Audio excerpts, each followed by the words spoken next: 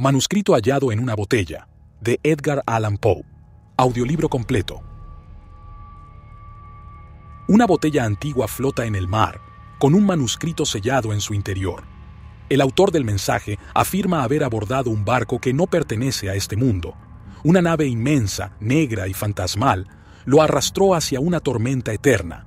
Dentro, encontró marineros espectrales que lo ignoraban por completo. Antes de desaparecer en el abismo, arrojó esta advertencia al mar. Sobre mi país y mi familia, tengo poco que decir. Un trato injusto y el paso de los años me han alejado de uno y malquistado con la otra. Mi patrimonio me permitió recibir una educación poco común y una inclinación contemplativa permitió que convirtiera en metódicos los conocimientos diligentemente adquiridos en tempranos estudios. Pero por sobre todas las cosas, me proporcionaba gran placer el estudio de los moralistas alemanes, no por una desatinada admiración a su elocuente locura, sino por la facilidad con que mis rígidos hábitos mentales me permitían detectar sus falsedades. A menudo se me ha reprochado la aridez de mi talento, la falta de imaginación se me ha imputado como un crimen, y el escepticismo de mis opiniones me ha hecho notorio en todo momento. En realidad, temo que una fuerte inclinación por la filosofía física haya teñido mi mente con un error muy común en esta época. Hablo de la costumbre de referir sucesos, aún los menos susceptibles de dicha referencia, a los principios de esa disciplina. En definitiva, no creo que nadie haya menos propenso que yo a alejarse de los severos límites de la verdad, dejándose llevar por el ignes fatui de la superstición. Me ha parecido conveniente sentar esta premisa, para que la historia increíble que debo narrar no sea considerada el desvarío de una imaginación desbocada, sino la experiencia auténtica de una mente para quien los ensueños de la fantasía han sido letra muerta y nulidad. Después de muchos años de viajar por el extranjero, en el año 18, me embarqué en el puerto de Batavia, en la próspera y populosa isla de Java, en un crucero por el archipiélago de las Islas Sonda. Iba en calidad de pasajero, solo inducido por una especie de nerviosa inquietud que me acosaba como un espíritu malévolo.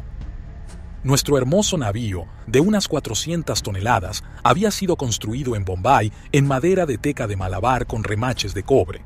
Transportaba una carga de algodón en rama y aceite de las Islas Laquevidas. También llevábamos a bordo fibra de corteza de coco, azúcar morena de las Islas Orientales, manteca clarificada de leche de búfalo, granos de cacao y algunos cajones de opio.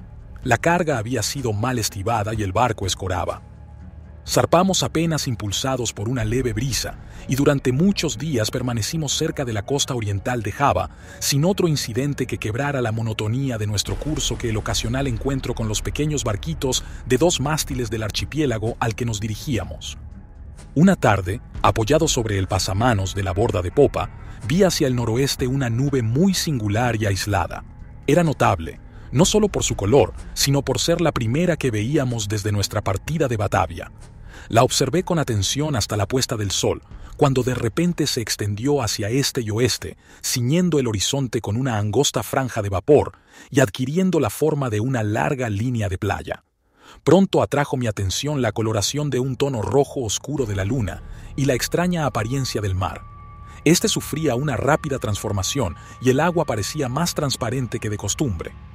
Pese a que alcanzaba a ver claramente el fondo, al echar la sonda comprobé que el barco navegaba a 15 brazas de profundidad. Entonces, el aire se puso intolerablemente caluroso y cargado de exhalaciones en espiral, similares a las que surgen del hierro al rojo. A medida que fue cayendo la noche, desapareció todo vestigio de brisa y resultaba imposible concebir una calma mayor. Sobre la toldilla ardía la llama de una vela sin el más imperceptible movimiento, y un largo cabello, sostenido entre 2 dedos, colgaba sin que se advirtiera la menor vibración. Sin embargo, el capitán dijo que no percibía indicación alguna de peligro, pero como navegábamos a la deriva en dirección a la costa, ordenó arriar las velas y echar el ancla. No apostó vigías, y la tripulación, compuesta en su mayoría por malayos, se tendió deliberadamente sobre cubierta. Yo bajé, sobrecogido por un mal presentimiento. En verdad, todas las apariencias me advertían la inminencia de un simoún. Transmití mis temores al capitán, pero él no prestó atención a mis palabras y se alejó sin dignarse a responderme. Sin embargo, mi inquietud me impedía dormir y alrededor de medianoche subí a cubierta. Al apoyar el pie sobre el último peldaño de la escalera de cámara, me sobresaltó un ruido fuerte e intenso, semejante al producido por el giro veloz de la rueda de un molino, y antes de que pudiera averiguar su significado, percibí una vibración en el centro del barco. Instantes después, se desplomó sobre nosotros un furioso mar de espuma que, pasando por sobre el puente, barrió la cubierta de proa a popa. La extrema violencia de la ráfaga fue, en gran medida, la salvación del barco.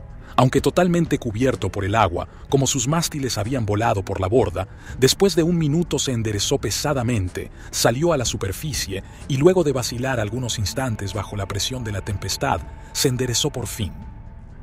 Me resultaría imposible explicar qué milagro me salvó de la destrucción. Aturdido por el choque del agua, al volver en mí me encontré estrujado entre el mástil de popa y el timón.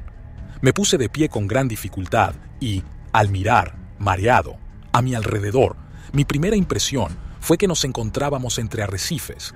Tan tremendo e inimaginable era el remolino de olas enormes y llenas de espuma en que estábamos sumidos. Instantes después, oí la voz de un anciano sueco que había embarcado poco antes de que el barco zarpara. Lo llamé con todas mis fuerzas y al rato se me acercó tambaleante. No tardamos en descubrir que éramos los únicos sobrevivientes. Con excepción de nosotros, las olas acababan de barrer con todo lo que se hallaba en cubierta. El capitán y los oficiales debían haber muerto mientras dormían, porque los camarotes estaban totalmente anegados. Sin ayuda era poco lo que podíamos hacer por la seguridad del barco, y nos paralizó la convicción de que no tardaríamos en zozobrar. Por cierto que el primer embate del huracán destrozó el cable del ancla, porque de no ser así nos habríamos hundido instantáneamente. Navegábamos a una velocidad tremenda y las olas rompían sobre nosotros. El maderamen de popa estaba hecho añicos y todo el barco había sufrido gravísimas averías, pero comprobamos con júbilo que las bombas no estaban atascadas y que el lastre no parecía haberse descentrado. La primera ráfaga había amainado y la violencia del viento ya no entrañaba gran peligro, pero la posibilidad de que cesara por completo nos aterrorizaba, convencidos de que, en medio del oleaje siguiente, sin duda, moriríamos. Pero no parecía probable que el justificado temor se convirtiera en una pronta realidad. Durante 5 días y noches completos, en los cuales nuestro único alimento consistió en una pequeña cantidad de melaza que trabajosamente logramos procurarnos en el castillo de proa, la carcasa del barco avanzó a una velocidad imposible de calcular, impulsada por sucesivas ráfagas que, sin igualar la violencia del primitivo Simoún, eran más aterrorizantes que cualquier otra tempestad vivida por mí en el pasado. Con pequeñas variantes, durante los primeros 4 días nuestro curso fue sudeste y debimos haber costeado Nueva Holanda. Al 5.º día, el frío era intenso, pese a que el viento había girado un punto hacia el norte. El sol nacía con una enfermiza coloración amarillenta y trepaba apenas unos grados sobre el horizonte, sin irradiar una decidida luminosidad. No había nubes a la vista, y sin embargo el viento arreciaba y soplaba con furia despareja e irregular. Alrededor de mediodía, aproximadamente, porque solo podíamos adivinar la hora, volvió a llamarnos la atención la apariencia del sol. No irradiaba lo que con propiedad podríamos llamar luz, sino un resplandor opaco y lúgubre, sin reflejos, como si todos sus rayos estuvieran polarizados. Justo antes de hundirse en el mar turgente, su fuego central se apagó de modo abrupto, como por obra de un poder inexplicable. Quedó solo reducido a un aro plateado y pálido que se sumergía deprisa en el mar insondable. Esperamos en vano la llegada del 6.º día, ese día que para mí no ha llegado y que para el sueco no llegó nunca.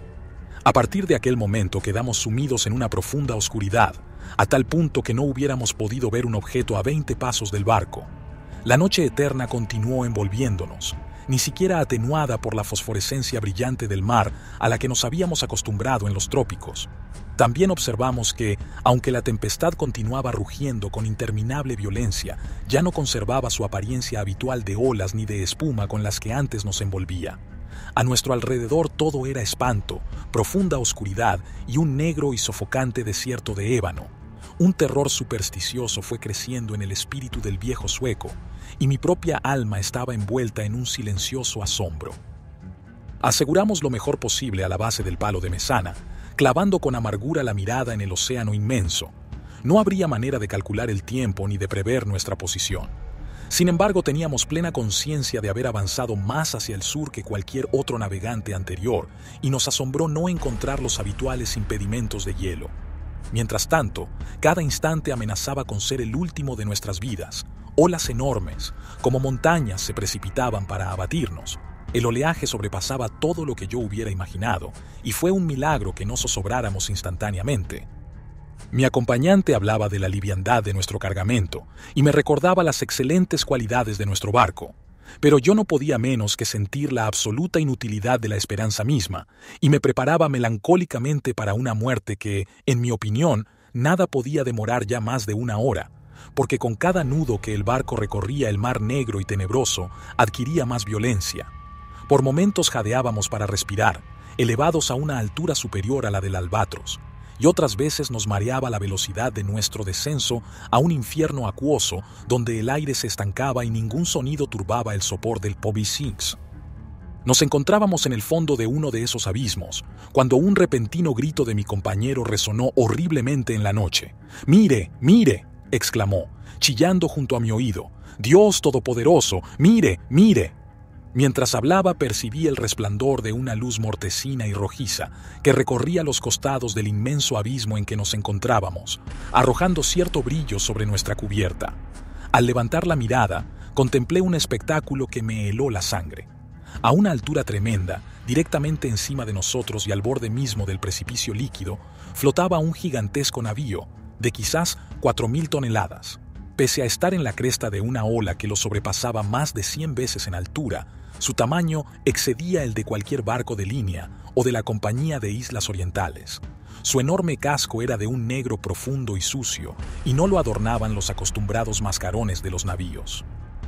Una sola hilera de cañones de bronce asomaba por las portañolas abiertas, y sus relucientes superficies reflejaban las luces de innumerables linternas de combate que se balanceaban de un lado al otro en las jarcias. Pero lo que más asombro y estupefacción nos provocó fue que en medio de ese mar sobrenatural y de ese huracán ingobernable, navegara con todas las velas desplegadas. Al verlo por primera vez, solo distinguimos su proa, y poco a poco fue alzándose sobre el sombrío y horrible torbellino. Durante un momento de intenso terror, se detuvo sobre el vertiginoso pináculo, como si contemplara su propia sublimidad. Después se estremeció, vaciló y se precipitó sobre nosotros. En ese instante no sé qué repentino dominio de mí mismo surgió de mi espíritu. A los tropezones, retrocedí todo lo que pude hacia popa y allí esperé sin temor la catástrofe. Nuestro propio barco había abandonado por fin la lucha y se hundía de proa en el mar. En consecuencia, recibió el impacto de la masa descendente en la parte ya sumergida de su estructura, y el resultado inevitable fue que me vi lanzado con violencia irresistible contra los obenques del barco desconocido. En el momento en que caí, la nave viró y se escoró, y supuse que la consiguiente confusión había impedido que la tripulación reparara en mi presencia. Me dirigí sin dificultad y sin ser visto hasta la escotilla principal, que se encontraba parcialmente abierta, y pronto encontré la oportunidad de ocultarme en la bodega. No podría explicar por qué lo hice. Tal vez el principal motivo haya sido la indefinible sensación de temor que, desde el primer instante, me provocaron los tripulantes de ese navío. No estaba dispuesto a confiarme a personas que a primera vista me producían una vaga extrañeza, duda y aprensión. Por lo tanto, consideré conveniente encontrar un escondite en la bodega. Lo logré moviendo una pequeña porción del armazón, y así me aseguré un refugio conveniente entre las enormes cuadernas del buque. Apenas había completado mi trabajo cuando el sonido de pasos en la bodega me obligó a hacer uso de él. Junto a mi escondite pasó un hombre que avanzaba con pasos débiles y andar inseguro. No alcancé a verle el rostro, pero tuve oportunidad de observar su apariencia general. Todo en él denotaba poca firmeza y una avanzada edad. Bajo el peso de los años le temblaban las rodillas y su cuerpo parecía agobiado por una gran carga. Murmuraba en voz baja como hablando consigo mismo, pronunciaba palabras entrecortadas en un idioma que yo no comprendía y empezó a tantear una pila de instrumentos de aspecto singular y de viejas cartas de navegación que había en un rincón. Su actitud era una extraña mezcla de la terquedad de la segunda infancia y la solemne dignidad de un dios. Por fin subió nuevamente a cubierta y no lo volví a ver. Un sentimiento que no puedo definir se ha posesionado de mi alma. Es una sensación que no admite análisis. frente a la cual las experiencias de épocas pasadas resultan inadecuadas y cuya clave, me temo, no me será ofrecida por el futuro. Para una mente como la mía, esta última consideración es una tortura. Sé que nunca me daré por satisfecho con respecto a la naturaleza de mis conceptos. Y sin embargo, no debe asombrarme que esos conceptos sean indefinidos, puesto que tienen su origen en fuentes totalmente nuevas. Un nuevo sentido, una nueva entidad se incorpora a mi alma. Hace ya mucho tiempo que recorrí la cubierta de este barco terrible, y creo que los rayos de mi destino se están concentrando en un foco.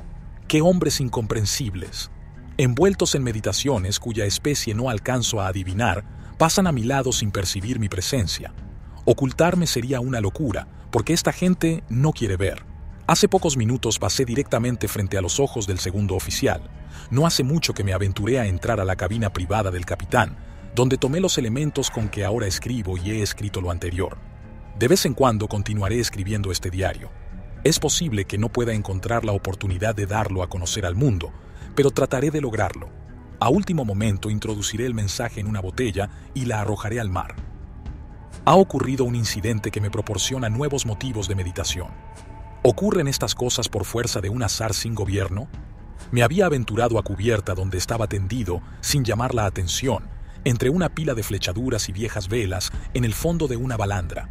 Mientras meditaba en lo singular de mi destino, inadvertidamente tomé un pincel mojado en brea y pinté los bordes de una vela arrastradera cuidadosamente doblada sobre un barril, a mi lado. La vela ha sido izada y las marcas irreflexivas que hice con el pincel se despliegan formando la palabra descubrimiento. Últimamente he hecho muchas observaciones sobre la estructura del navío. Aunque bien armado, no creo que sea un barco de guerra. Sus jarcias, construcción y equipo en general contradicen una suposición semejante.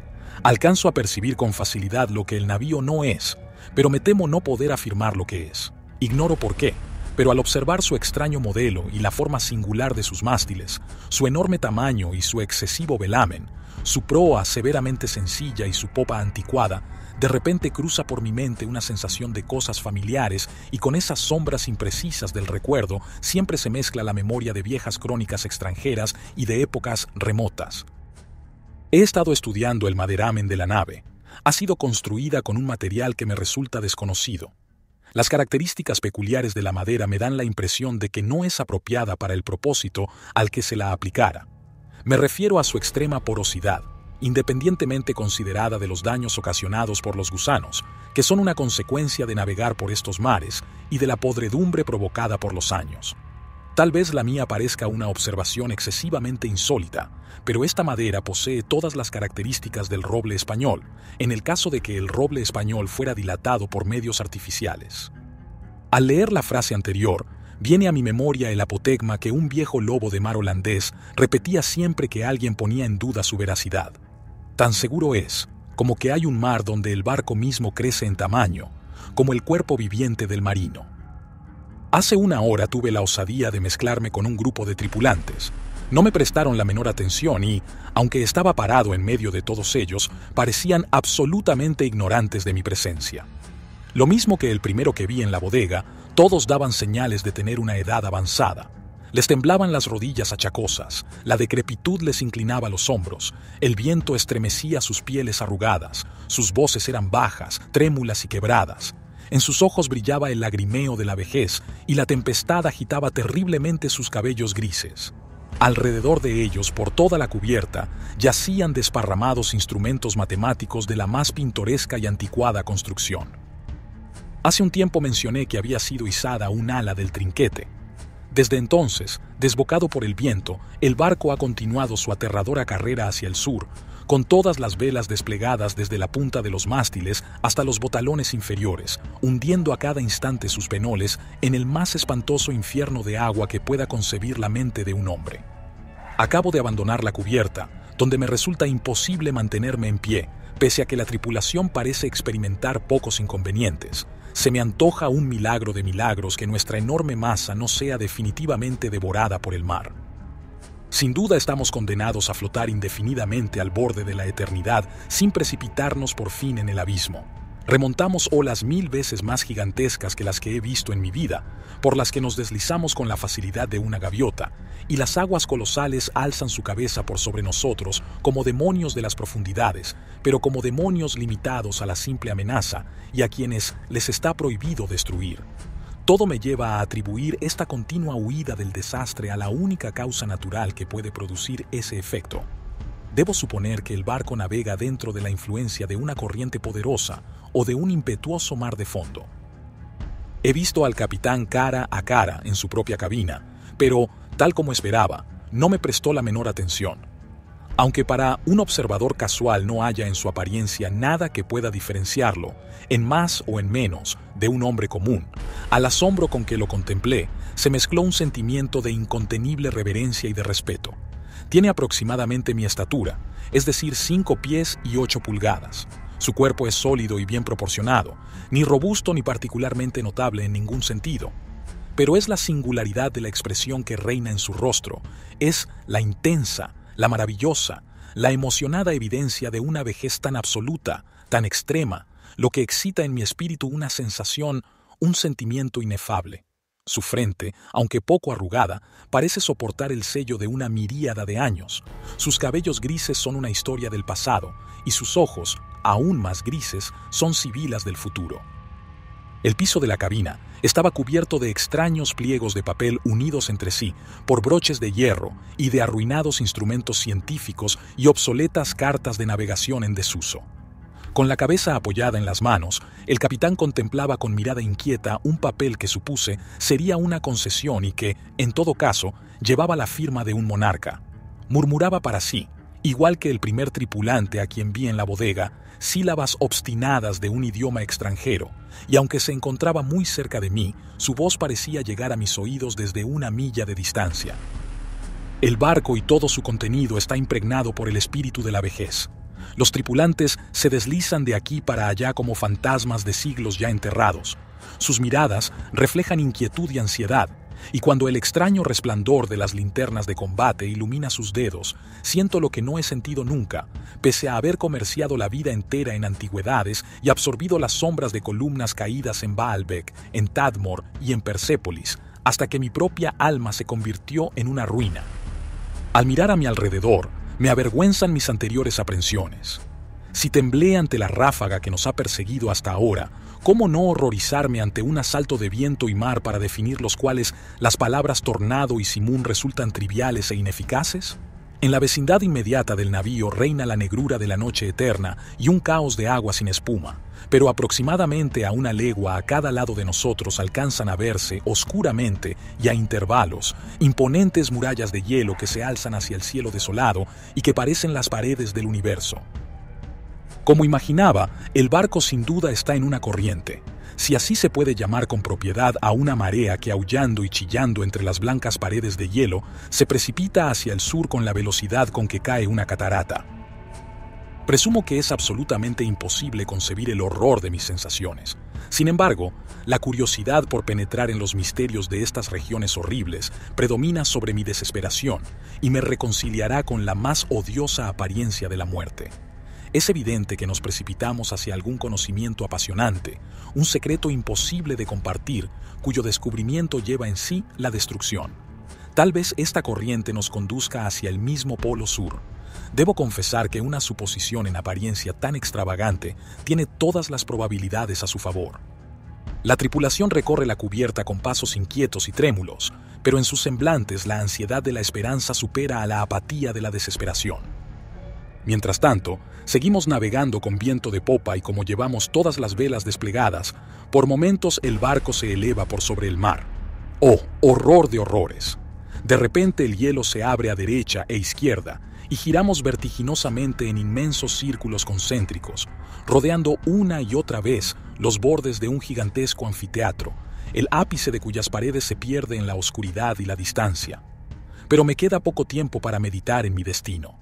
Los círculos se estrechan con rapidez, nos precipitamos furiosamente en la vorágine, y entre el rugir, el aullar y el atronar del océano y de la tempestad, el barco trepida, ¡oh Dios!, y se hunde. Fin de manuscrito hallado en una botella.